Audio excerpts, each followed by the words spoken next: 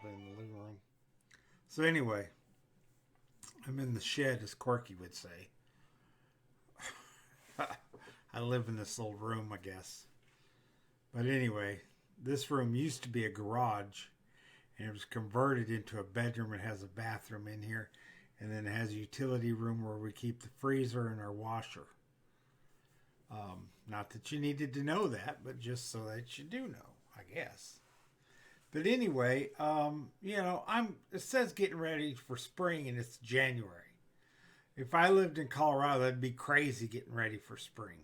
But you're always getting ready for the next season, especially if you have a homestead slash hobby farm. It's really a hobby farm, but I call it a homestead. It's Murkwood Farms. It is a homestead. It's just not like some people. What? Anyway, let's not get into that. I think I went over that in another video. But as you've seen in the intro, the extra long intro, sorry about that. But I'm getting Emden geese, named after some place in Germany. They're one of the large breeds. So they're the most common breed because they're the commercial breed. If you ever buy goose in the store, if you're rich and you can afford $80 to buy a goose in the store, it's probably an Emden geese, or it could be a Toulouse, which is another large breed, and African is also another large breed. Toulouse are the ones, if you get goose liver, it's probably Toulouse. And I've never eaten goose liver, so maybe I'll get a chance. I'm not a big liver fan. I like beef and calf liver.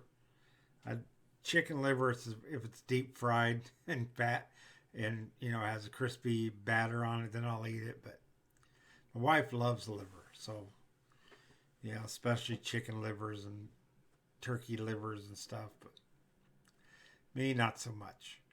But, yes, we're getting ready for spring. We've ordered some birds this year. We ordered some turkey. I don't know if we should have ordered some ducks, but I'm just going to see whatever Tractor Supply, or if I get down to Dothan, I can go to,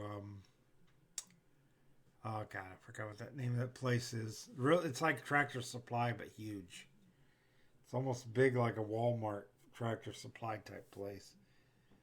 I can't remember what it's called, but anyway, they usually have a lot of. They even they sell bird or baby chicks and baby ducklings and baby geese and baby turkey all year long. Checked with them that last few times they only had Chinese geese, and I don't really want that breed. They have a big, huge neck and a little tiny body. Now their body's not much bigger than a duck, and so I want a big goose. And so we've got a sustainable flock of chickens, and hopefully we have a sustainable flock of turkey. And that's why I named the turkeys, because we're not going to eat those three turkeys, because those are going to lay eggs. And I got my incubator back there, which is running right now, and I got baby chicks. And so, you might be able to hear it in the background. We're trying to make a sustainable farm where it reproduces itself. So we get chickens that are already reproducing chickens, and we get eggs. We can either incubate the eggs or eat the eggs. Mostly we eat them. I'm getting my license so that I can sell eggs, chicken eggs. And goose eggs, they're for laying or for incubating. If they lay them and they raise them themselves, that's fine. It'll be a sustainable flock of geese and a sustainable flock of ducks. And so and rabbits, which rabbits already produce, except for I sold all the babies for this year. So we won't have any rabbit meat this year. We got one in the freezer, and that's it. Because this season, all my baby rabbits are sold to 4-H. So I have to ramp up my rabbit productions, I guess. So that's what's going on. I did a little filming around around the farm, so I'll let you see that, and then I'll talk a little bit at the end. So I'm getting my garden cleaned up. As you can see, I burnt some of the stuff. Chickens over there cleaning it up for me too. They're digging around, which is fine. Finding bugs in there. I've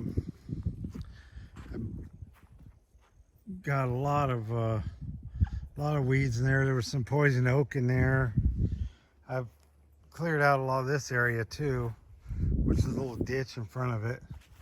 Got a little trash. Got my tractor stuck right here. I'm going to take that hill and I'm going to put the dirt in here, fill this in, and I put extra post for this fence because the fence was bent down. The vines grew on it and pulled it down, so I got to put more posts in there. This is my goose pen. I've got the corners done, got the gate, and it don't have to be tall as fence, but my center post, and then go into that post, and then over to that post. Got these trees in it. I'm gonna do a little trimming on these trees, and then that's my stamper to stamp down the fence posts. I don't know what they call it. I call it a stamper. Anyway, right here is where I'm gonna, just on the other side of that fence is where I'm gonna put my goose house, and then have goose and ducks. And my wife's gonna use this as an orchard because duck poop is really good and goose poop is really good for fruit trees. So I'm gonna plant about 3 peaches in here. That's what we're gonna use a tax return for, to build a goose house in them. Then my chickens over here. My chickens and my turkeys are doing all right. They're expecting more treats. You guys want more treats? Turkeys do. Here, let's give them some treats. They like the treats. The turkeys like them too. I need to give them some more. I kind of missed. There you go, turkeys. See, they're eating. That's Tom Bombadil right there.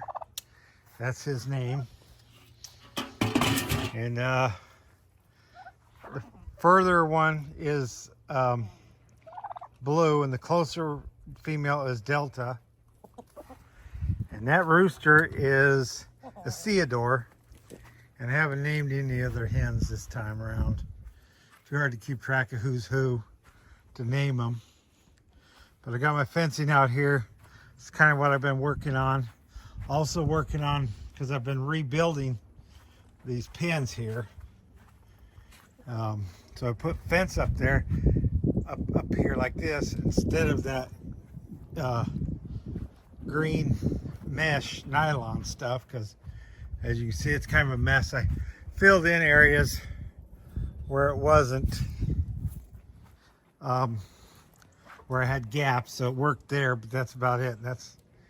So I fixed this up. I got the, this is so I can walk in here. I've got some baby chicks, so when they get full feathered, they'll be in here. So this should be done. I put this old tank that was cut in half, and they use it to feed hogs, and I put that in because they were able to get up under this fence, so that'll secure that.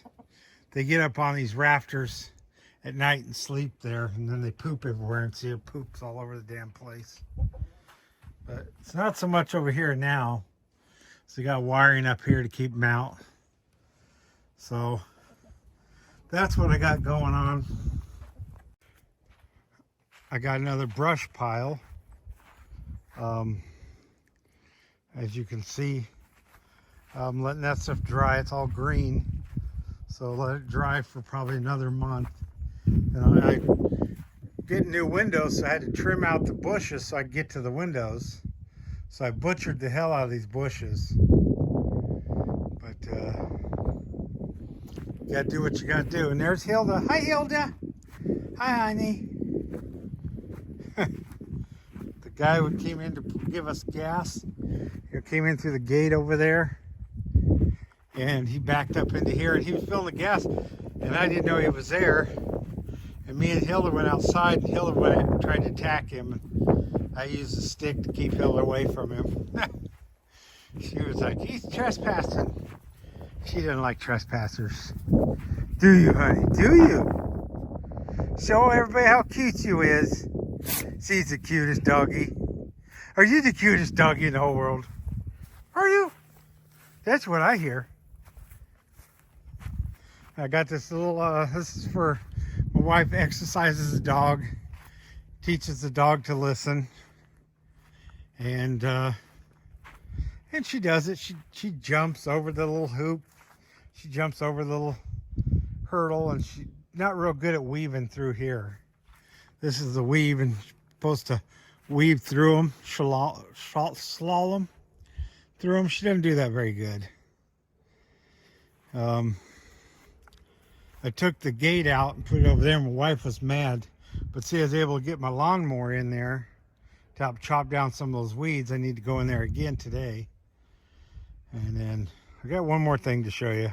What do I got to show you? Well, looky here.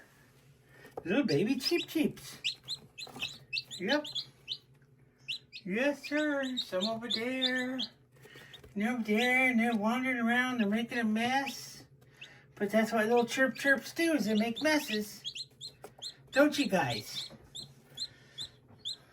Some of the yellow and brown ones we're keeping because those are Rhode Island Reds. The other ones are going to be, they're going to the freezer when they get old enough. I still got some in the incubator, but that's for a different time. So you can see I got a lot going. That's what I'm getting ready now for spring. The geese are coming in March, early March. And got these chicks here. They'll grow out in 3 weeks. In March, they're going to go out into a pen, and they're going to grow out and become bigger chickens, and then we're going to butcher them, the ones that aren't Rhode Island Reds. The Rhode Island Reds we're going to keep, and then we'll grow them out more until we can tell the difference between the roosters and the hens. We're going to keep the hens, and of course those roosters will have to go because otherwise, you know, they have to fight to the death anyway, so we just make it easier on them. I know some people don't like that or squeamish about, you know, me having to kill animals. My wife does the killing. But it's something you have to do if you raise your own meat. With the rabbits, I got the rabbits I use for breeding stock. I get attached to those. And, you know, the young rabbits, when they're full grown, but, you know, that's when you dispatch them. They're a little easier to clean than the birds to me, but, you know, rabbits, you also get nice hides from them. I've got plenty of rabbit hides. I try not to throw anything away. The feathers go into compost. All the stuff that we don't eat off of the chickens or the turkeys goes into compost, and that goes into the soil, and the soil produces vegetables. I didn't grow a garden last year, and so the garden got overtaken with weeds, and it got real bad. And I didn't know how I was ever gonna end that. I was pulling weeds for days and days and days.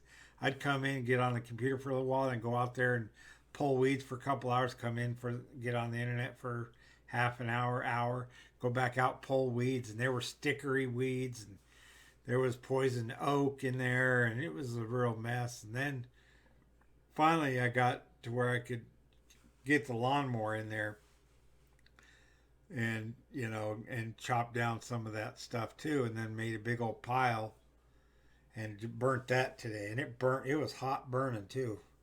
It was like whew, I could feel the heat on that thing. It was burning really good. So that's good, you know. Got rid of all that. Got that ash. Put the ash, goes good in the garden.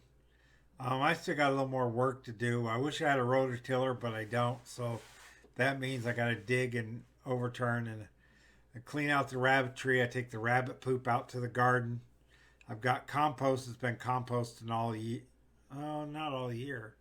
Actually, it's already full almost. I've only been composting for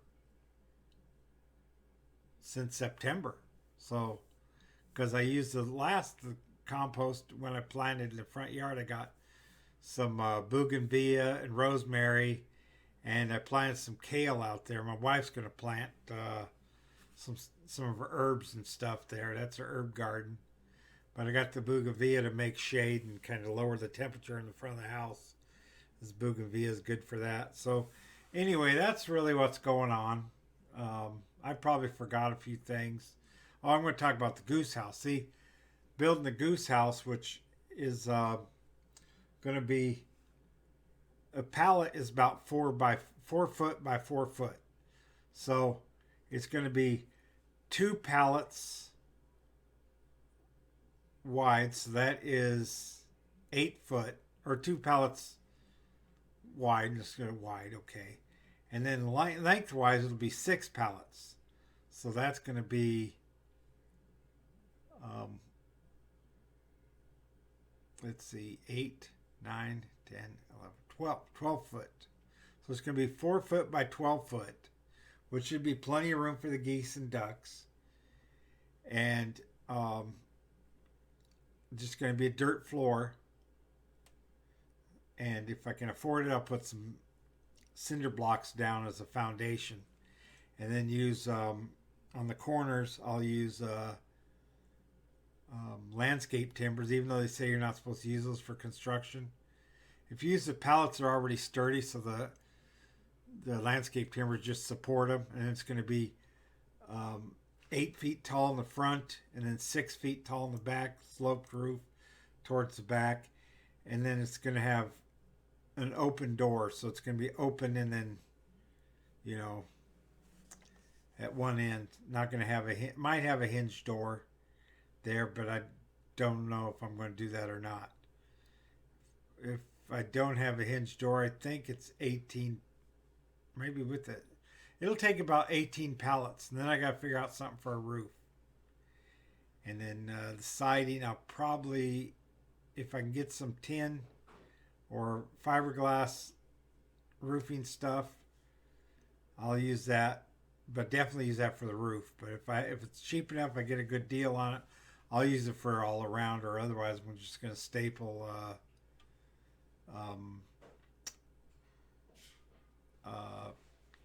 tarps. So anyway, you guys have a good one. Later.